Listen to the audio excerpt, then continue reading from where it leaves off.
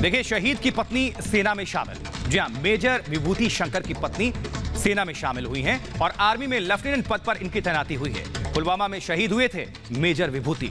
तो ये एक खबर काफी महत्वपूर्ण, जहां शहीद की पत्नी के जज्बे को निश्चित तौर पर पूरा देश सलाम कर रहा है और उनको सेना में शामिल किया गया है। शहीद की पत्नी सेना में शामिल हुई हैं और ये खबर दरअसल मेजर विभूति शंकर की पत्नी, जो पुलवामा में जिन्होंने शहादत दी थी, उनकी पत्नी सेना में शामिल हुई हैं मेजर के पद पर। तो ये तस्वीरें आप देख पा रहे हैं। इन्होंने आर्मी ज्वाइन किया, लेफ्टिनेंट बनी है। मेजर विभूति शंकर की पत्नी है। लेफ्टिनेंट के पद पर इनको शामिल किया गया है। आर्मी में बतौर लेफ्टिनेंट पद पर इनकी तैनाती हुई है। मेजर विभूति शंकर की पत्नी सेना में शामिल। गर्व करने वाला ये पल है, ना सिर्फ उनके परिवार के लिए बल्कि भारत के लिए। किस तरह से इनके पति मेजर विभूति ने देश के लिए कुर्बानी दी और उनकी अब पत्नी लेफ्टिनेंट पद पर आर्मी में उनकी तैनाती हुई है। पुलवामा में शहीद हुए थे मेजर विभूति।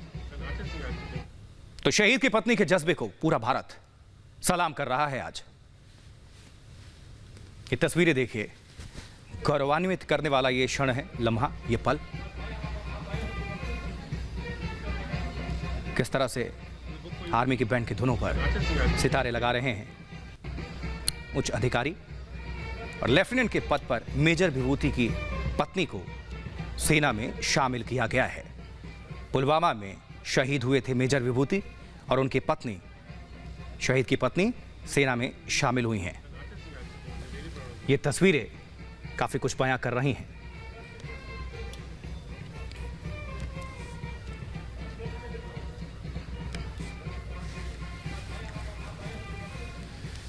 तो ये काफी गर्व करने वाला लम्हा है और देश कभी भी मेजर विभूति के जो उनका बलिदान है वो भूलेगा नहीं, क्योंकि देश की रक्षा के लिए उन्होंने कुर्बानी दी।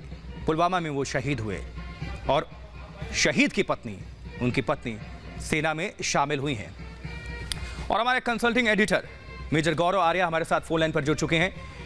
मेजर, ये बहुत अद्भुत एक क्षण है, गौरवान्वित करने वाला ये पल है, ना सिर्फ शहीद की पत्नी के लिए, पूरे भारत के लिए जज्बे को सलाम किया जा रहा है। लेफ्टिनेंट के पद पर आर्मी में उन्होंने ज्वाइन किया है और ये इस लम्हे को आप किस तरह से देखते हैं? देखिए, मैं तो हर समय एक ही बात कहता हूं कि फौज कभी नहीं भूलती। बिल्कुल। और यही फौज और बाकी दूसरी ऑर्गेनाइजेशंस जो भारत में हैं, उनमें ये सबसे बड़ा फर्क यही है कि इंडियन आर्मी कभी नहीं भूलती। कोई भी शहीद हो, कोई भी वीर गति को प्राप्त हुआ हो, उनके परिवारों को किस तरीके से लुक आफ्टर करना है, कैसे उनकी टेक केयर करनी है, कैसे उनकी देखभाल करनी है उनके और उनके बच्चों की, फौज इसकी गारंटी लेती है, क्योंकि वो सिर्फ उनके परिवार के नहीं है, ये एक इंडियन आर्मी की फैमिली के ये मेंबर हैं। तो उस तरीके से फौज इनको लुक आफ्टर करती है और इनकी देखभाल करती है। बिल्कुल। और इस लम्हे पे निश्चित तौर पर मेजर विभूति चूंकि पुलवामा में शहीद हुए, देश की रक्षा करते हुए उन्होंने अपने प्राणों को न्यौछावर किया, बलिदान हुए, और ऐसे में उनकी पत्नी को सेना में शामिल किया जा रहा है। निश्चित तौर पर इंडियन आर्मी अलग ही है, दुनिया में सबसे अच्छी और सशक्त, मजबूत और भावनात्मक आर्मी अगर जिसे माना जाता है तो इंडियन आर्मी को माना जाता है। मेजर गौरव आर्या, चूंकि आपने सेना में बहुत काम किया है, नजदीक से देखा है, ये लम्हा व्यक्तिगत तौर पर इस वक्त क्या वो अनुभूति कर रही होंगी? जी, देखिए, मैं आपको बताता हूं कि ये जो मेजर विभूति ने जो अपना बलिदान दिया देश के लिए, इसको तो याद करती ही है फौज, इसमें कोई शक की बात नहीं है। और इसमें फौज वो याद करती है उनको, और फौज ये भी ध्यान रखती है कि जो शहीद है उसका एक खास दर्जा होता है बिल्कुल आर्मी में, और वो दर्जा सिर्फ कहने के लिए नहीं होता।